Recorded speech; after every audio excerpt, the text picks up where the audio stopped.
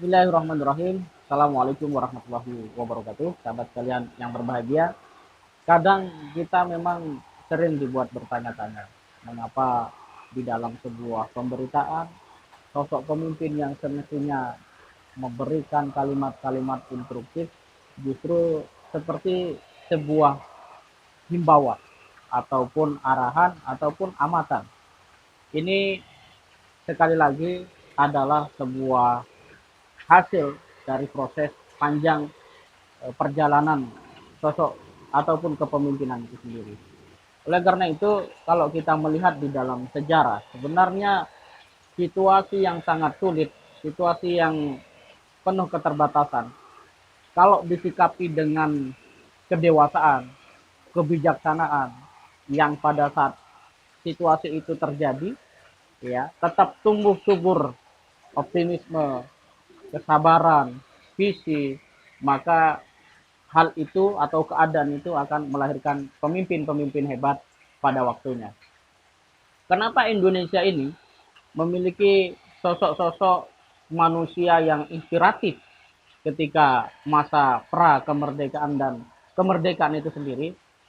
Tidak lain karena memang situasi penjajahan itu menjadikan sebagian orang tersadar akan eksistensi dirinya, bahwa hidup ini ya harusnya merdeka, bahwa hidup ini harusnya diatur oleh pemerintahan sendiri.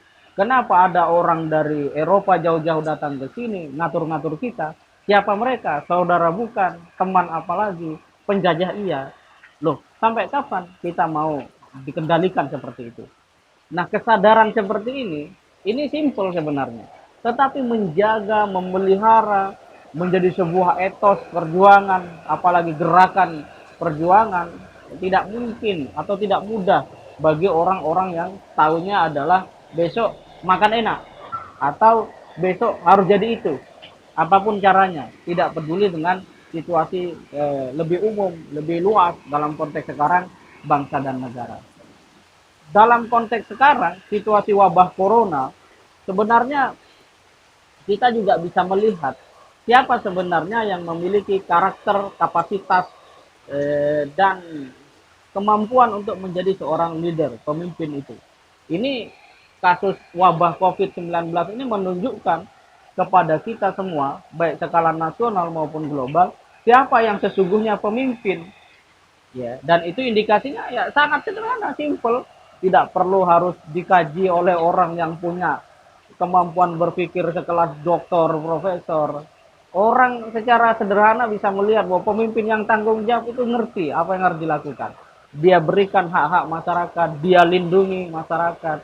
Pada saat yang sama dia juga melihat keteladanan bahwa semua seruan dan himbauan yang disampaikan ke masyarakat itu justru dia yang paling pertama untuk bisa dijadikan referensi atau yang namanya teladan itu.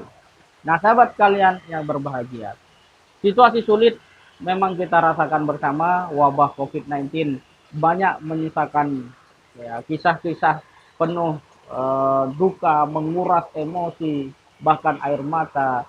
Sekalipun dalam satu sisi juga ada yang menggembirakan.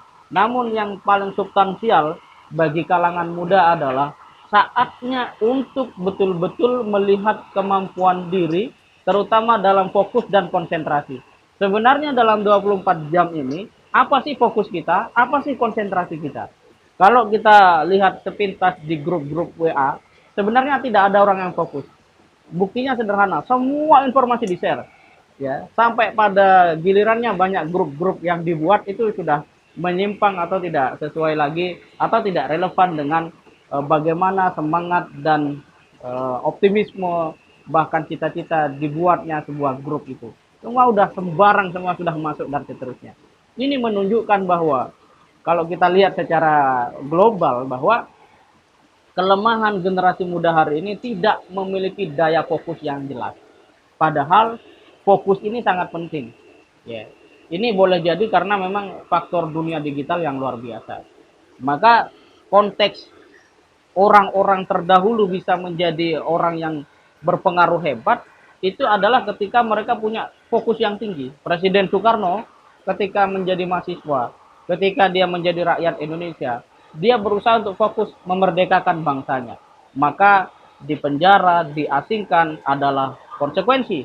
Atau kalau bahasa sederhananya, bahasa perhubungan manusia, laki-laki dan perempuan, itulah mahar yang harus dibayar. Sekarang, apa fokus kita sebagai kaum muda misalnya?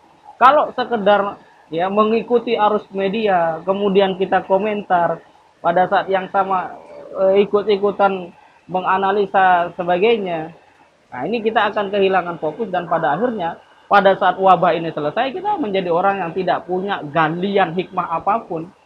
Maka penting bagi kaum muda untuk melihat dan menjadikan situasi ini sebagai sebuah pelajaran membangun kemampuan diri berpikir, fokus, dan melakukan hal-hal yang benar, bermanfaat, serta diperlukan. Ini adalah proses-proses yang harus kita lalui, kita jalani dengan penuh kesungguhan agar kelak atau ke depan lahir pemimpin-pemimpin yang memang ya kita tidak perlu katakan hebat dan seterusnya, tapi pemimpin yang bertanggung jawab. Kata bertanggung jawab saja dah, itu yang paling luar biasa. Karena sesungguhnya dalam situasi yang seperti sekarang muncul beragam isu yang tidak diperlukan. Itu adalah akibat dari adanya krisis tanggung jawab. Semoga kita ke depan bisa mengubah keadaan ini dengan terus-menerus berlatih, belajar, menempa diri menjadi pribadi yang punya latihan tanggung jawab dan terus berusaha terpanggil untuk bertanggung jawab. Semoga bermanfaat. Assalamualaikum warahmatullahi wabarakatuh.